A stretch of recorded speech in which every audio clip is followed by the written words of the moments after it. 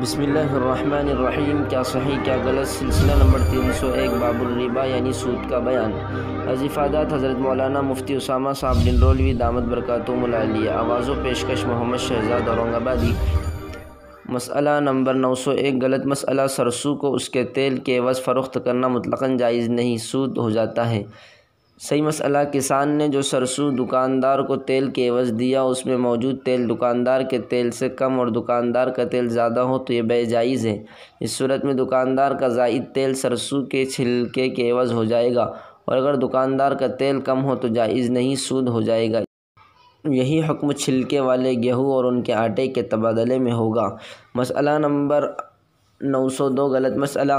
اگر دکاندار سرسوں کے بدلے تیل کم دے تو جواز کی کوئی تدبیر نہیں۔ صحیح مسئلہ، عموماً دکاندار تیل کم ہی دیتے ہیں کہ وہ سرسوں سے تیل نکالنے کی محنت بھی سامنے رکھتے ہیں۔ ایسی صورت میں جواز کی تدبیر یہ ہے کہ کسان سرسوں کو دکاندار کے ہاتھ قیمت کے عوض فروخت کر دے، پھر اس قیمت سے سرسوں کا تیل اس کے پاس سے خرید لے، اس سے معاملہ درست ہو جائے گا۔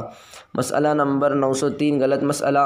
گھروں میں آٹا، چینی وغیرہ ختم پر پڑوس سے جو ادھار لیتے ہیں وہ سودی معاملہ ہے۔